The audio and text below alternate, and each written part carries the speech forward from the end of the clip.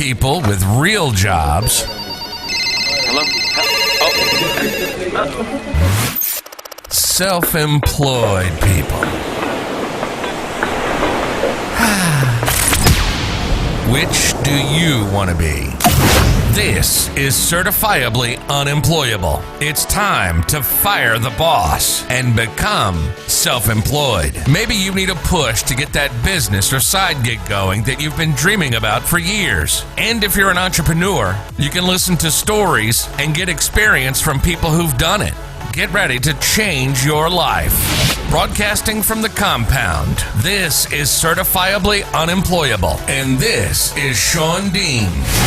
Welcome to Certifiably Unemployable. I'm your host, Sean Dean, and thank you for being a part of this week's show. Don't forget to connect with us on Facebook, Twitter, Instagram, YouTube, TikTok, and we're also on LinkedIn. And while you're watching this show, listening to this show, we want you to hit us up on Facebook, YouTube, and give us some comments on what we can do to help improve our content, because it's all about you. So if you're looking to fire your boss, maybe become self-employed, maybe you've had that idea that you want to do it, you want to become your own boss, but you're just really not sure what to do, you need that nudge, well, we're here to help you out with that, okay? So this week's topic is actually going to be something that I think is going to come up over and over and over again.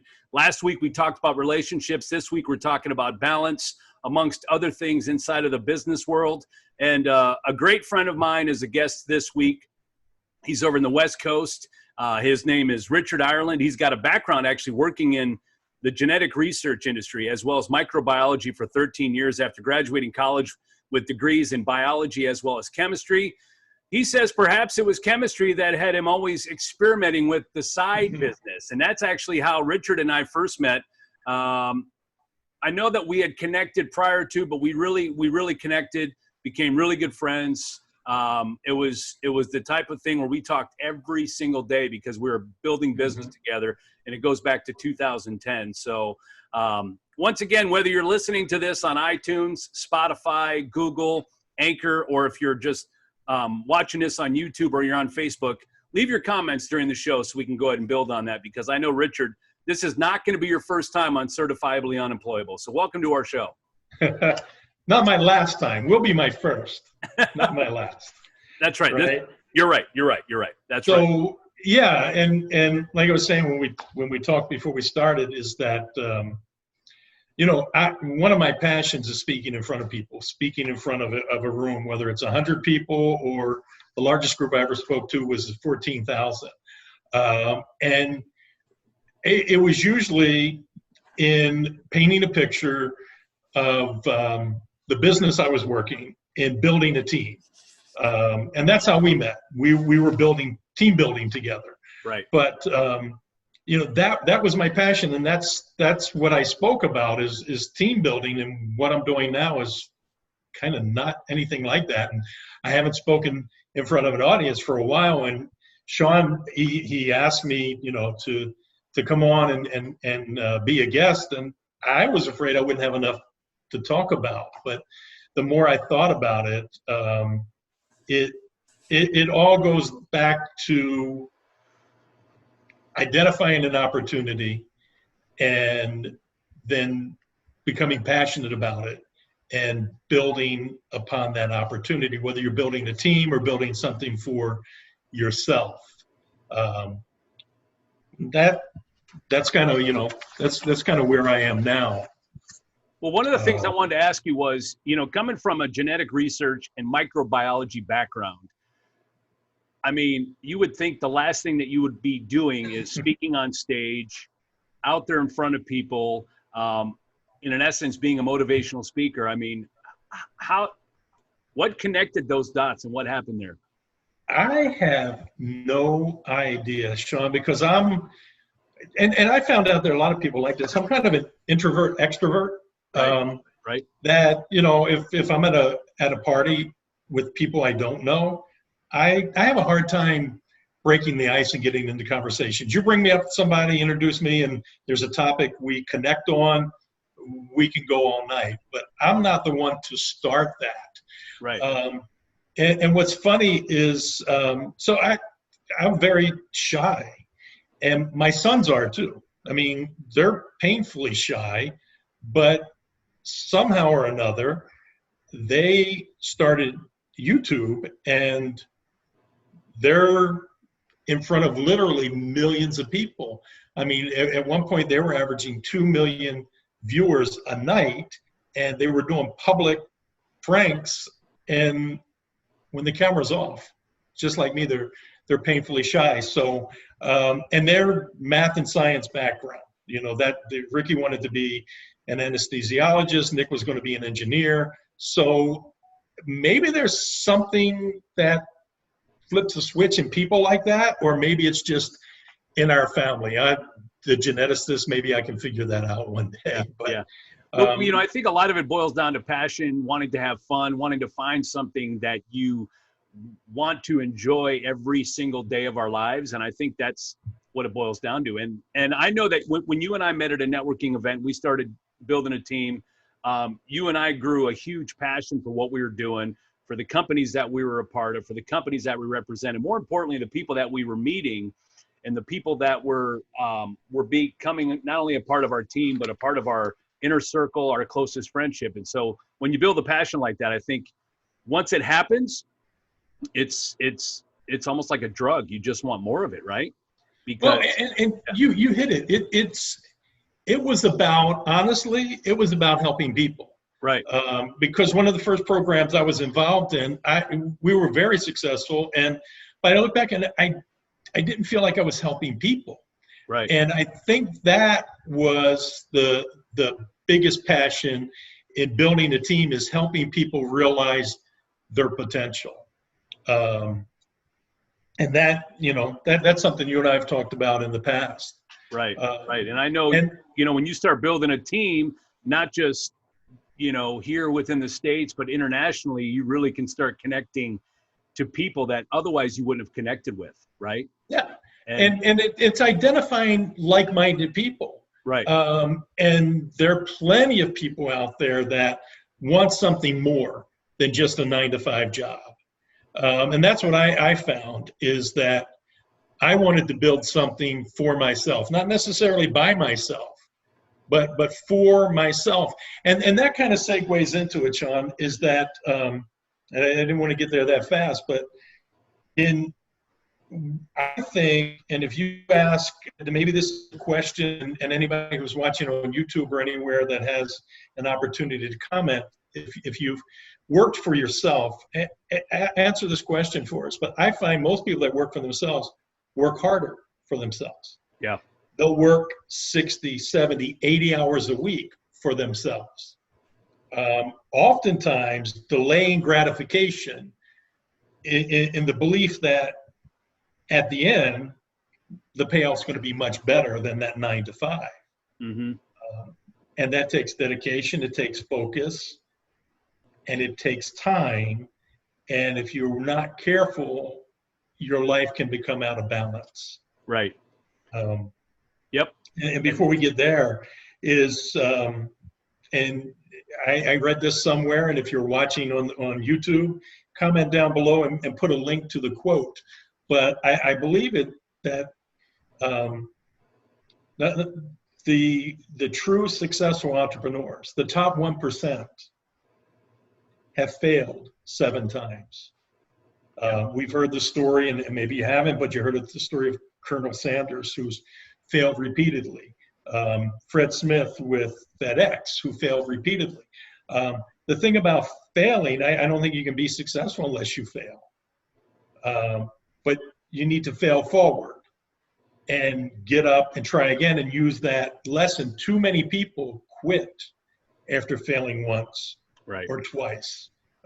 Sean, you and I worked apart and we worked together, and some things we worked together. We built a tremendous team only to find out that what we were building was hollow and we failed, but we didn't quit. We went on and did something else.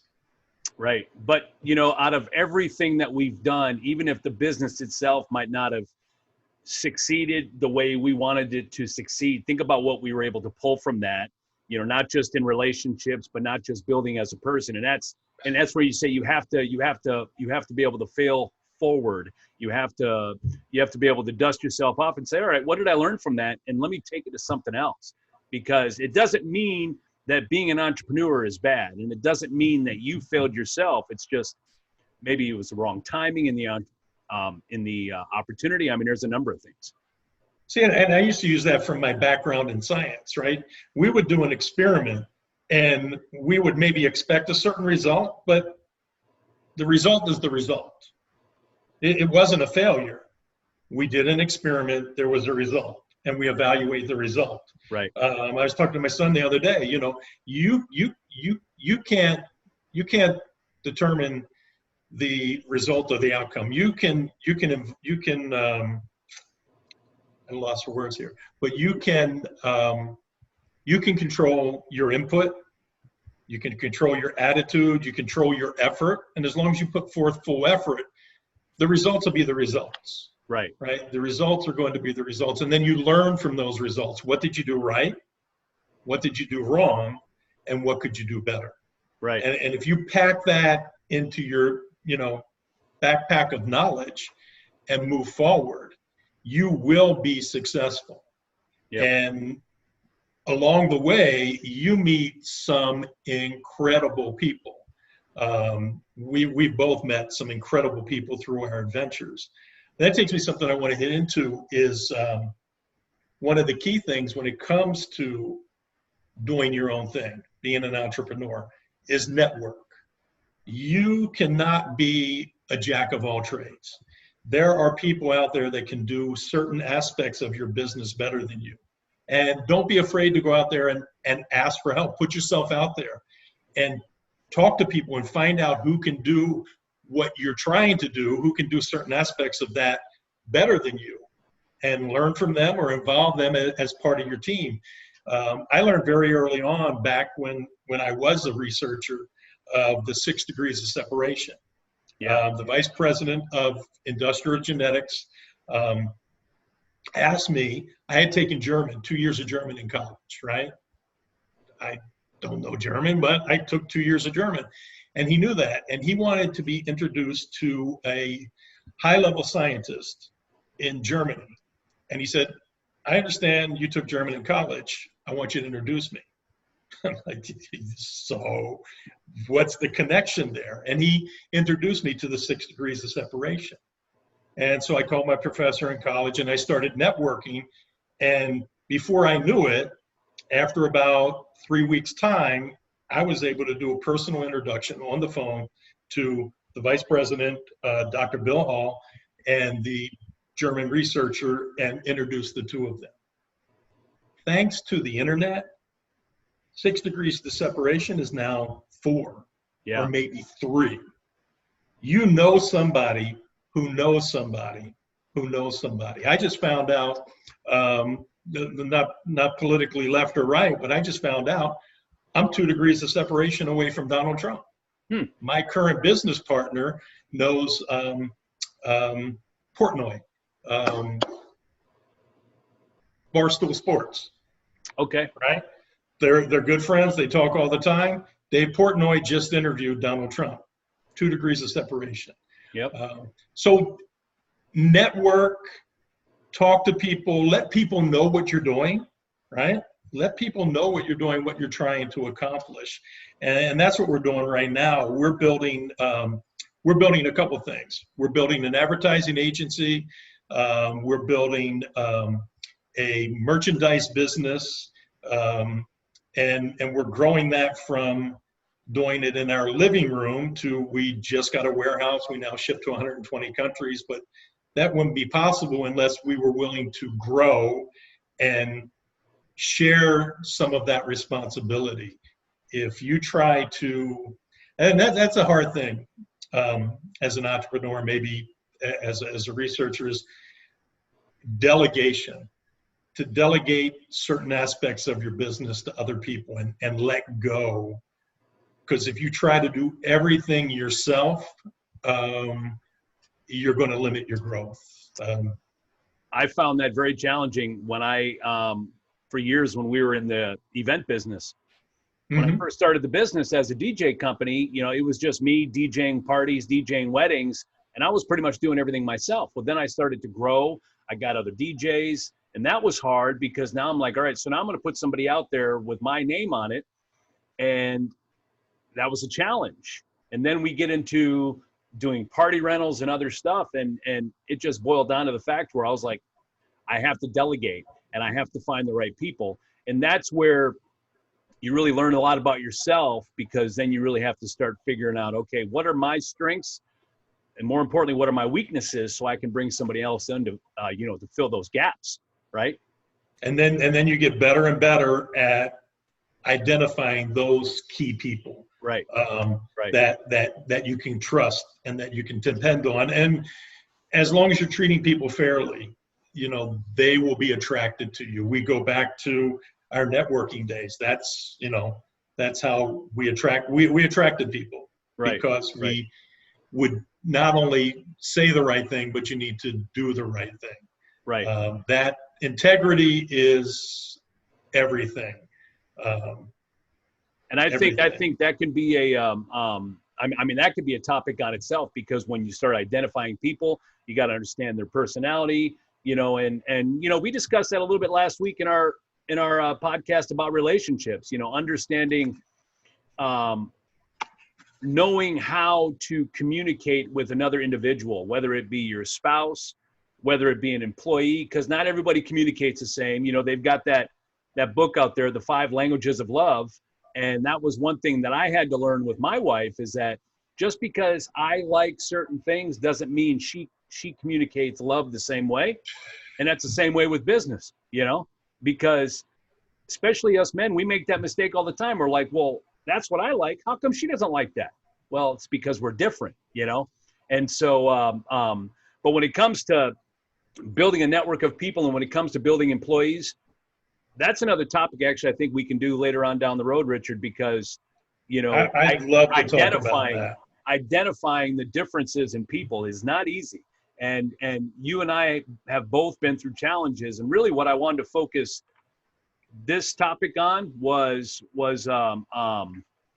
something that while you and I were working a lot together, we saw it happening. We saw what was going on. We saw things happening in our business world, but what we didn't realize what was happening is the things behind us, our foundation at home, was not always the way it needed to be. And so that's where balance comes in. And I know you touched a little bit about it, because I want to be able to step back and I want to be able to look at when you were building that business before, your boys got into the whole YouTube thing and all that, because that's going to help us finish the circle. But so talk about what you were doing, what you were not doing. Let's focus on balance right now.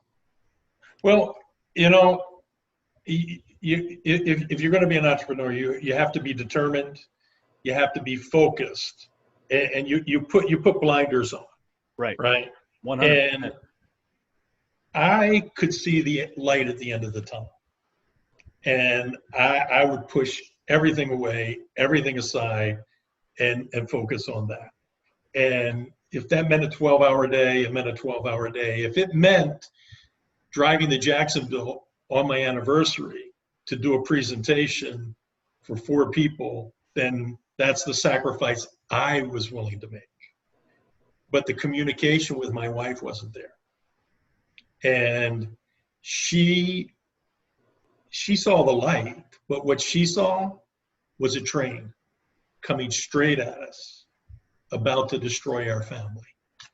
And I didn't see it. Yeah, I didn't see the signs. I was laser focused, head down.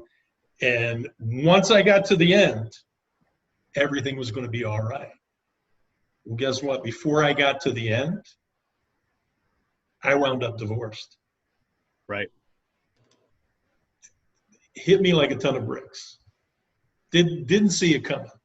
Looking back now, and you mentioned the languages of love, right?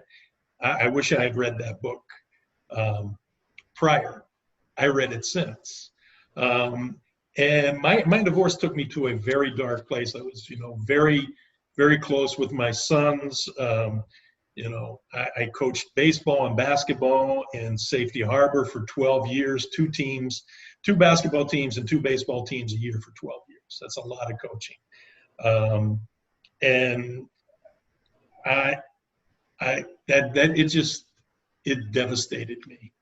And I took a step back, focused, prayed, and made a commitment to God that regardless of what happened, when I got to the other side of feeling sorry for myself, that I would share that experience with others.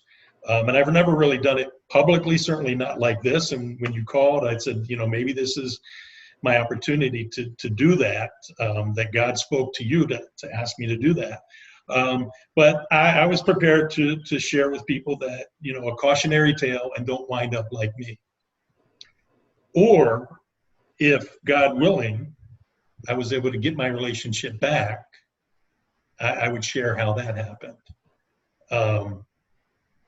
We were divorced for 4 years. We've been back together for 4 years now. So I love it. 26 years from start to finish with a 4-year break in between. Like a halftime, you got to take a little break. It's a halftime. Yeah. It was a long halftime. Well, I remember, I didn't mention this on the show, but Richard was my wife and I, one of our groomsmen at our wedding. And I remember when we were about to get married, the week leading up to, because we had the beach house in St. Augustine, we got married at the beach house and everything. And you came up a few days prior to that, and you were going through. I mean, you were pretty much in the middle of all this, and it was a tough time for you. And I remember, Eve and I, we talked about you and your situation a lot, and her and I brought a lot of that, what we saw going on, we brought a lot of that into our marriage, because we're like, don't be like Richard. Well, we saw what was happening, and it hurt us so much. We prayed about it. We just couldn't wait, because her and I both had faith that it was going to work out, and that because I could tell that you, as a grown man, accepted the fact that you messed up, and you were willing to do whatever it took to make it work. And that's normally not the case. And that's the thing, guys, especially entrepreneurs and strong-minded men, we're stubborn, and we don't want to admit the fact that we messed up, especially. Well, and how easy is it, Sean, at that point to then double down on your mistake and then just go bury yourself in your business, right? Right. And just do that, or fill that hole with drugs or alcohol or something else. Right. Because I know what you did is you totally, any business you had going on outside of paying the bills, you turned off any side hustle off. You turned all those things completely off, because you're like, I can't do it, Sean. I have to focus. Yeah. I have to focus on my family, and that takes a lot, because when you put the time and effort and everything you're doing in your business, to be able to shut that off to focus on your family says a lot about you as an individual. So I gained a lot of respect for you, more so than I already had, but I gained a lot of respect for that alone, because I know that wasn't easy, So anyway, so what's different this time? What's different this time? So the how we got to what we're doing now is, I was always going to be doing something, right? So my son started a YouTube channel, and they were, Nick was about to turn 13 and Ricky was 15. And I thought they could make some pocket change to, when they got to high school, take a girl to the movies and be able to afford the popcorn too. Right. Right. I helped them monetize the channel. Their goal was always just to spread laughter and positivity.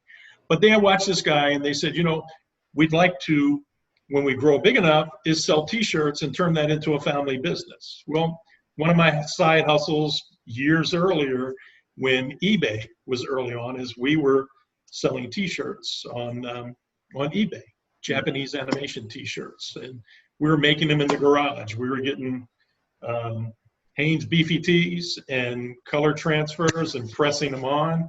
And I said, yeah, we can do that. So about a year in, we decided to, they've been contacted by a couple companies to do their merch for them. And they got some samples and looked and they said, Dad, what do you think about this quality? I said, what do you guys think? They're like, it's not worth what they're charging.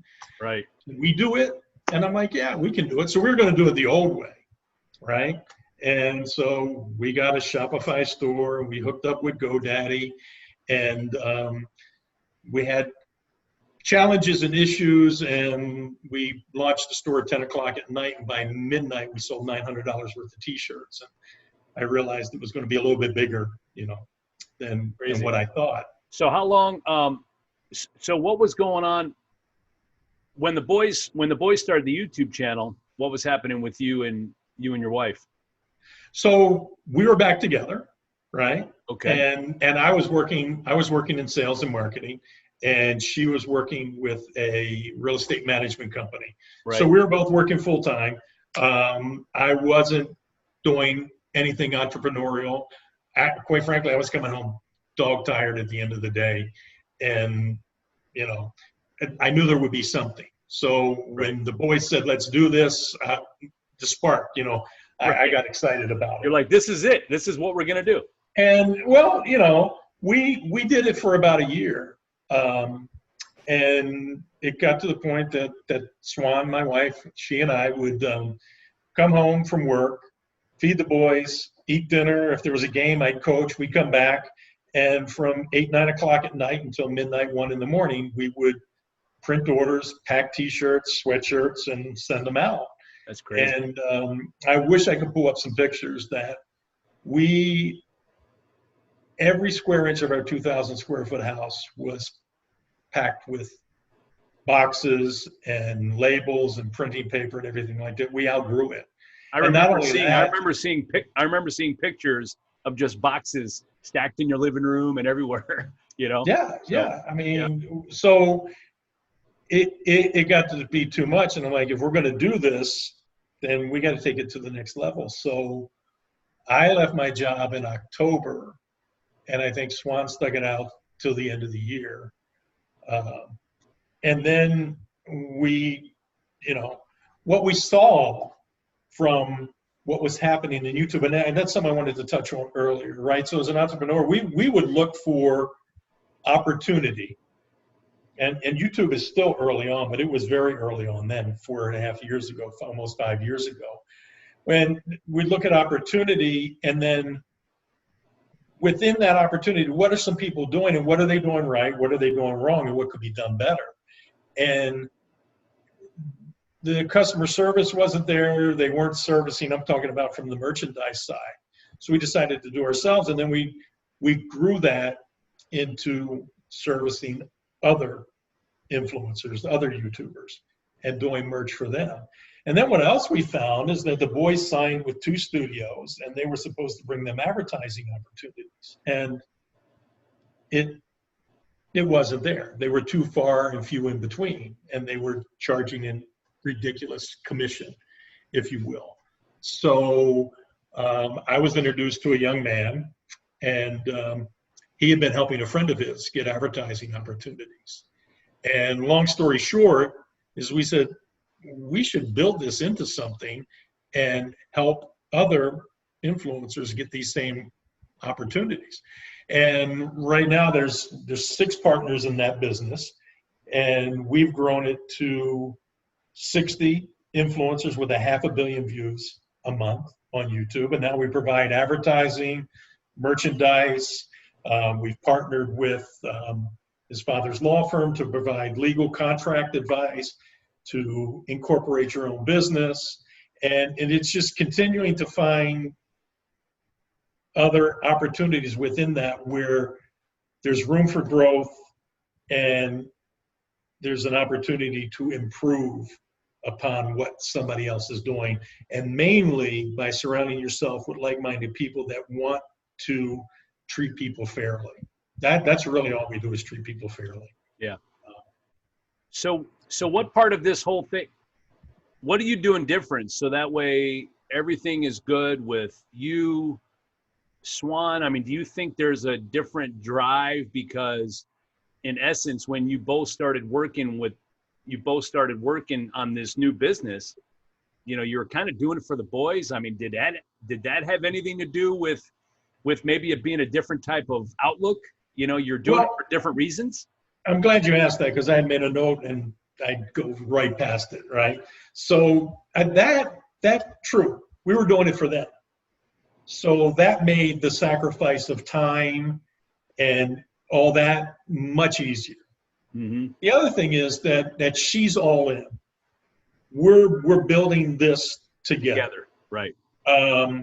And so here's something else for balance, right? So when you're doing it yourself, or your wife or your partner's not involved, you need to make sure that you work on your business and your home life and strike that balance. Because like I said earlier, as an entrepreneur, you'll work 60, 70, 80 hours and delayed gratification. And you can delay the gratification of your family, the time with your kids, the time with your spouse. But now we're doing it together. So now there's another problem with balance. Working from home is a blessing and a curse. Right. Because you're always working. The office is right there. I mean, I got a separate office in the house, and we've got some space upstairs, but now we do have a place to go to work. But when we're working in the house together and we're all in, well, we'll be lying in bed and she'll think of something, and all of a sudden we're talking business lying in bed at midnight. Yeah. That's not good. That's not healthy. Right. So we're like, okay, look, we have breakfast together as a family, no business.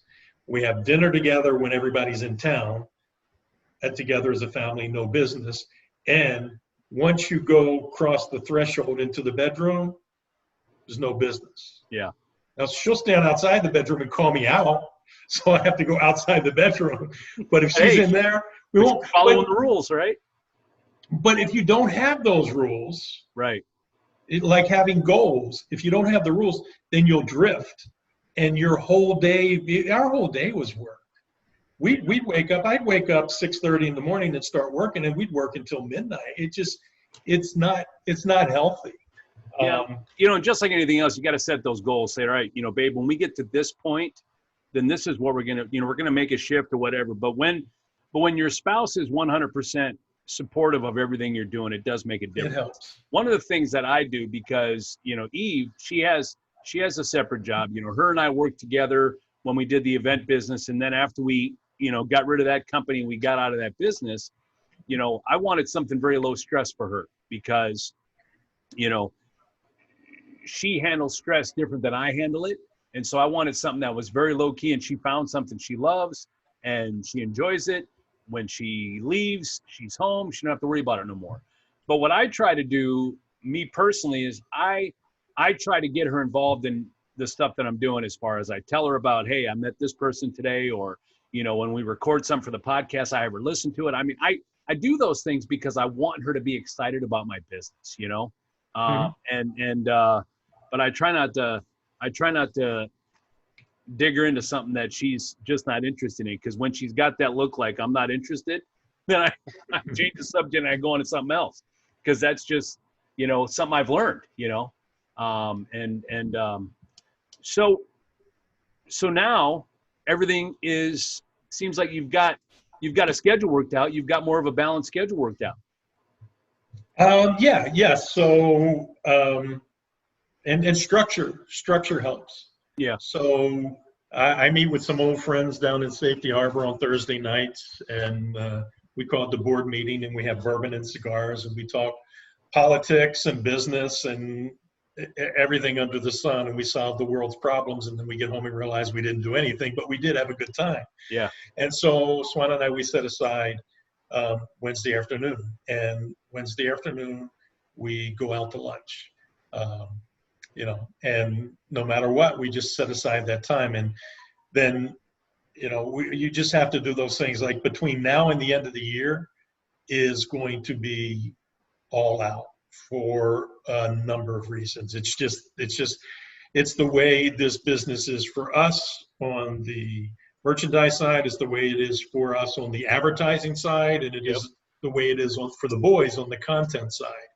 So, we'll just go all in 80, 90 hours a week until the end of the year, but we committed that at the end of the year, we're taking 3 vacations. The family, the 4 of us, are going to take a vacation. And then the boys are going to go off and take a vacation themselves. And then Swan and I, we are going to take a vacation. That's good. That's good.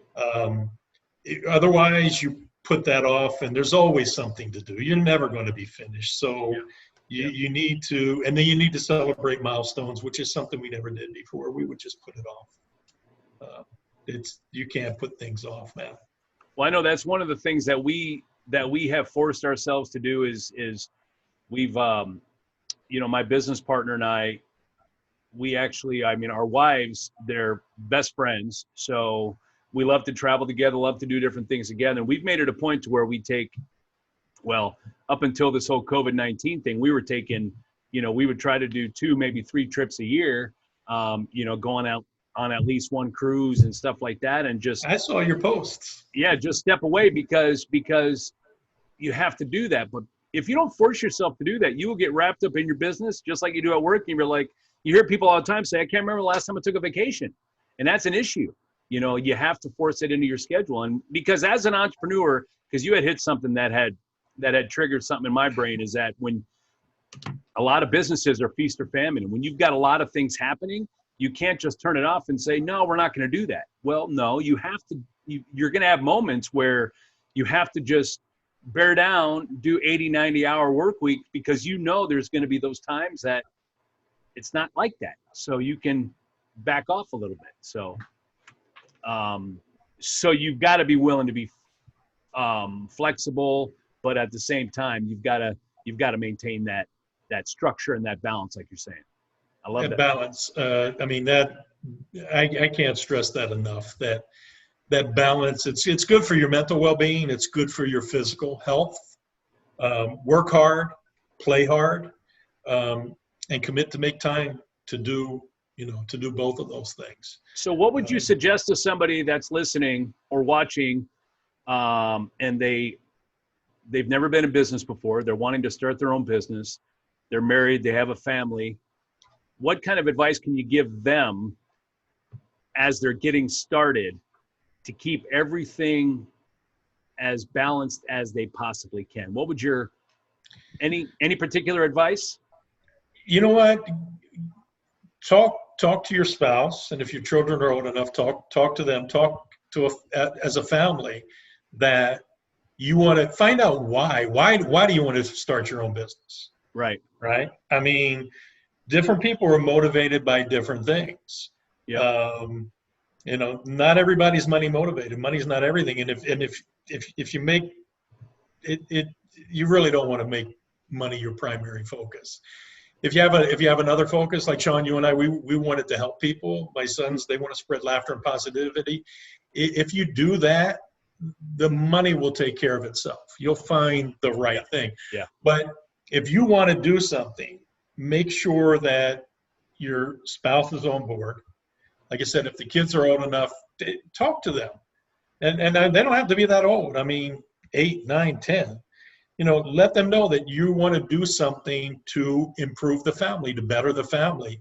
And then decide that you're going to take those 2-3 hours a night, maybe a half a day on the weekend, and that you spend your time on, thanks to the internet. Sean, if we had the internet in the beginning when we worked, oh my goodness. I know. But, do your research, do your homework, get started. That's the biggest thing, is get started, but let your family know what you're doing.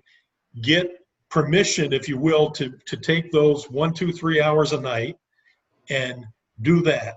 Maybe it's before you go to bed. Maybe you go to bed with your wife and then you get up and you do a couple hours early in the morning, but set aside that time, but let everyone on your team, and your family's your team, know what you're doing, why you're doing it, and then don't let that take time away from the family.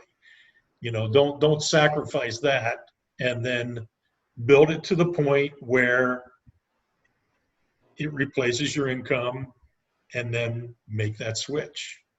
See, I like that advice, because even if your family, even if your wife, your spouse, your kids, whatever the case may be, husband, wife, whichever, even if they're not day-to-day involved in your business, involving them through conversation and getting their blessing and allowing them to be excited about it is involving them as well. And that's a huge thing, because when your spouse is standing in the court and they're cheering for you, it just makes it so much better. So great advice. I love it. Great advice. So is there anything else you want to say as far as balance and what you personally went through, and maybe something you want to share to see, because I know that you're not the only one that's dealt with this. I've dealt with it. Every entrepreneur I've talked to has dealt with it.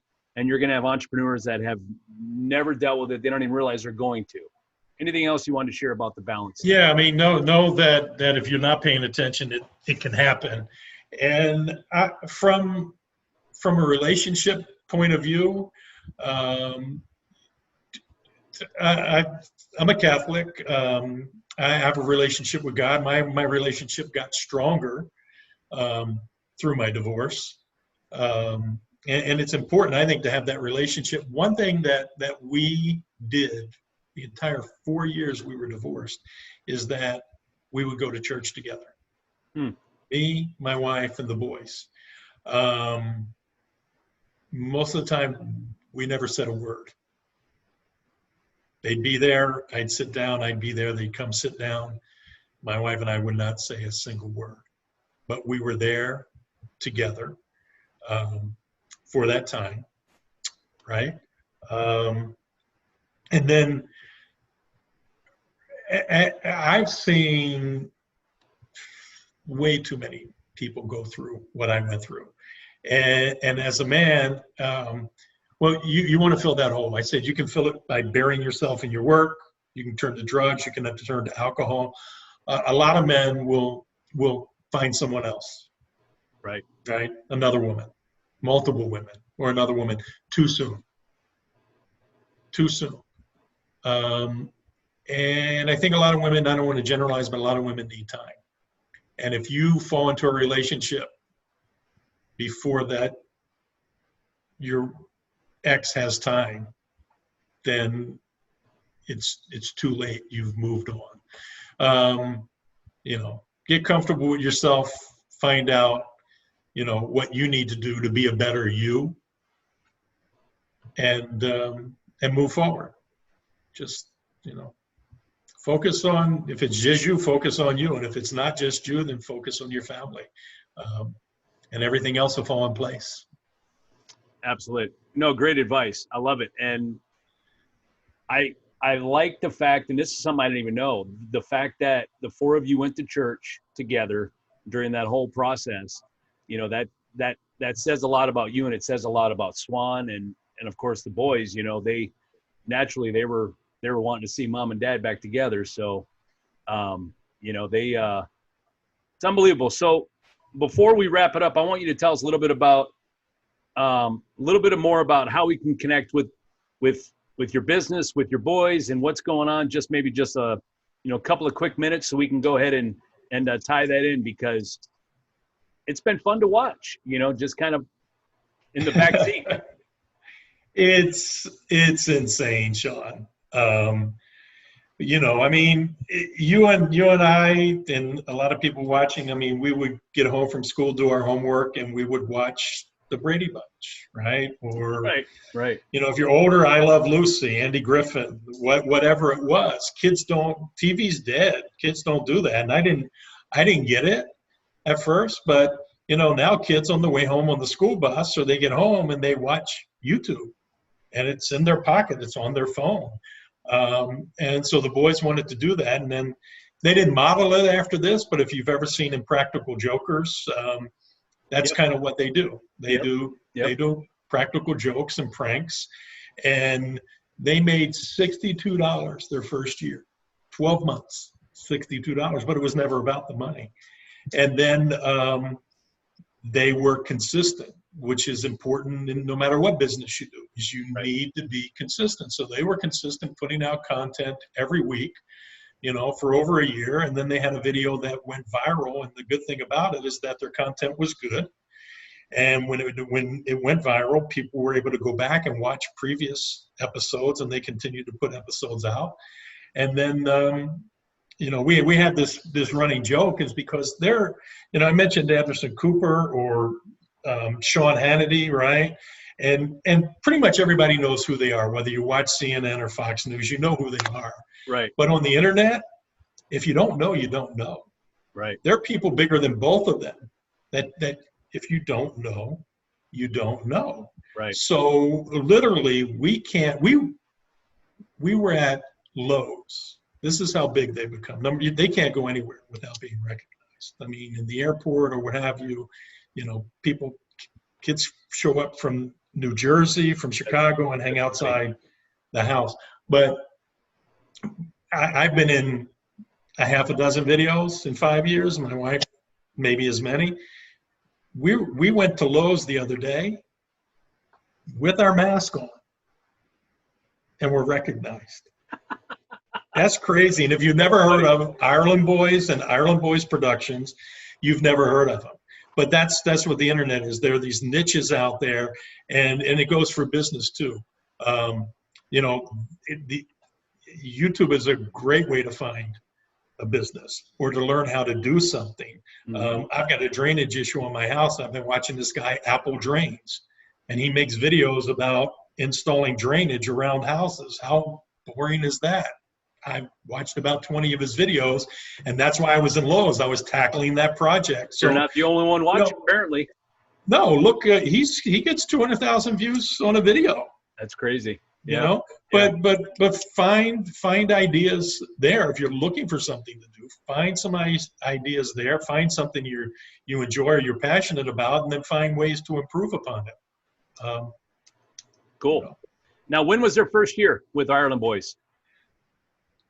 October 2015. Okay. Yep. October 2015. Okay. October 2015. So, my oldest son was talking to Nick. Nick turns 18 Monday. And they were, he was joking. He's like, pretty much you grew up on the internet. Yeah. Much like, again, I'll use the Brady Bunch, like those kids grew up on TV. You grew up on the internet. It's insane. And then if any entrepreneurs needs to have merchandise made for their business, you can reach out to Sean, me, retirewithrichard@gmail.com. So that's how you can get in touch with me. But seriously, if you watch this on YouTube, and if you watch this far, thank you. And make a comment. Let Sean know you made it to the end. Give him some ideas for guests in the future. And if you have comments on anything we talked about or any corrections you think need to be made, make those comments too, because that helps Sean get his voice out there. The more of you make comments, the more the YouTube algorithm likes it. If you're watching on YouTube, hit the like button, hit subscribe so you know when he's got the next episode coming out. That's something I've learned from my sons. You got to do that.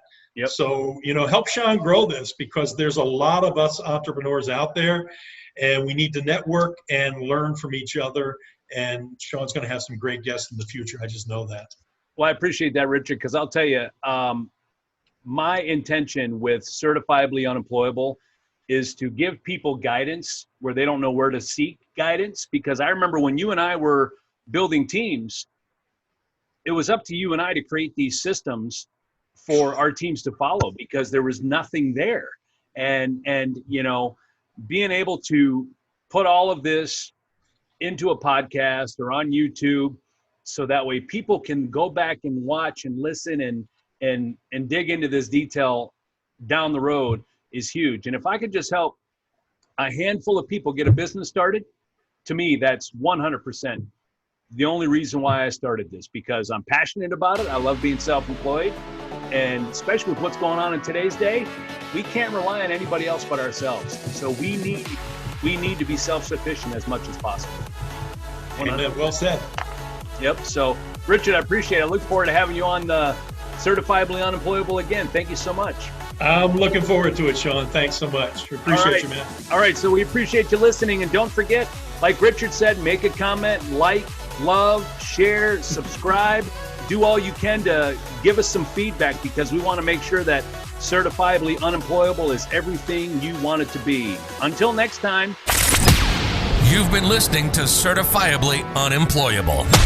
Ready to fire the boss yet? You're on your way. Sean has been self-employed for over 20 years. So if that's something that you want to do, something you've been dreaming about for years, Sean has all the knowledge, good, bad, and indifferent. We hope you've gotten some useful and practical information from this show. And we'll be back soon. But in the meantime, hook up with us on Facebook and Instagram at Certifiably Unemployable.